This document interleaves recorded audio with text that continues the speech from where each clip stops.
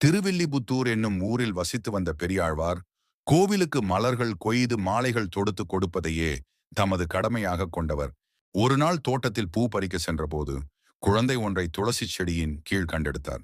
ஆயர்குல பெருமை அறிந்த பெரியாழ்வார் அக்குழந்தைக்கு இட்ட பெயர் கோதை.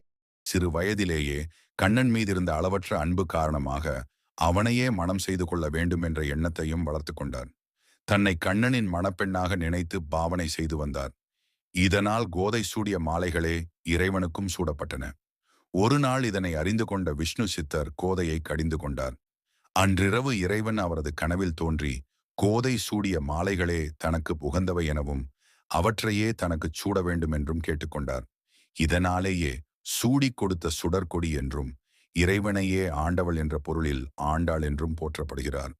கோதை மண வயதடைந்த பின்னர் அவளுக்காக செய்யப்பட்ட திருமண ஏற்பாடுகளை மறுத்து திருவரங்கம் கோயிலில் உள்ள இறைவனையே மணப்பதென்று பிடிவாதமாக இருந்தார்.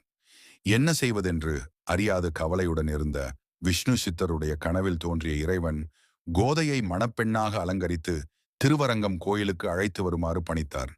குறித்த நாளன்று கோயிலுக்கு அழைத்துச் செல்லப்பட்ட கோதை கருவறைக்குள் சென்று இறைவனுடன் கலந்துவிட்டாள். இதுவே ஆண்டாள் வரலாறு ஆகும்.